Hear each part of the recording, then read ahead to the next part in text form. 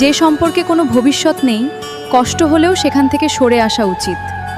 এতে ক্ষণিকের জন্য কষ্ট হলেও অন্তত পুরো জীবন আফসোস করে কাটানো লাগবে না। তুমি ভালো খুঁজতে গিয়ে আমার ভালোবাসাটাই হারাই ফেলছো। একটা কথা মনে রাখো, সবাই তোমারে ভালোবাসবো, কিন্তু আমার মতন ভালো তোমারে কেউ বাসতে পারবো না। মাফ কইরা দিও আমারে। নিজের মনে কইরা অনেক শাসন করছিলাম তোমারে।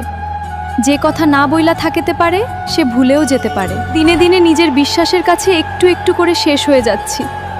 আমার জীবন ঠিক কোনখানে গিয়ে থামবে আমি সত্যিই জানি না। আমার কপালে শেষটা কি আছে। আমি ছিলাম মোমবাতি, সে ছিল রাত। আমি জ্বলেছি তার জন্য, সে খুঁজেছে চাঁদ। কে হয় এটা? ফ্রেন্ড হয় আমার। তোমারে বলছি না ছেলে ফ্রেন্ডের লগে মিশবা না। এতই যখন সন্দেহ, তাহলে ছাইড়া দাও না আমাকে। কি হইল ম্যাডাম? আরে ভালোবাসাটা কি মানুষের এতই সম্ভব করে?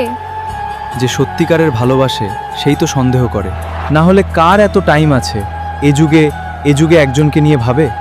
যাও। সরি। ওই মেয়ে, ওই মন্দিরে গেলে লেখা থাকে মঙ্গল মিলে, ওই মসজিদে গেলে লেখা থাকে জান্নাত মিলে, ওই ওষুধের দোকানে গেলে লেখা থাকে ওষুধ। আরে কইতে পারোস কই গেলে আমার জান্নাতরে পাইবো? একটা কথা বলি, মনে রাখো, অযোগ্যকে যোগ্য বানানো সম্ভব, কিন্তু বিশ্বাসঘাতককে বিশ্বাসযোগ্য বানানো অসম্ভব।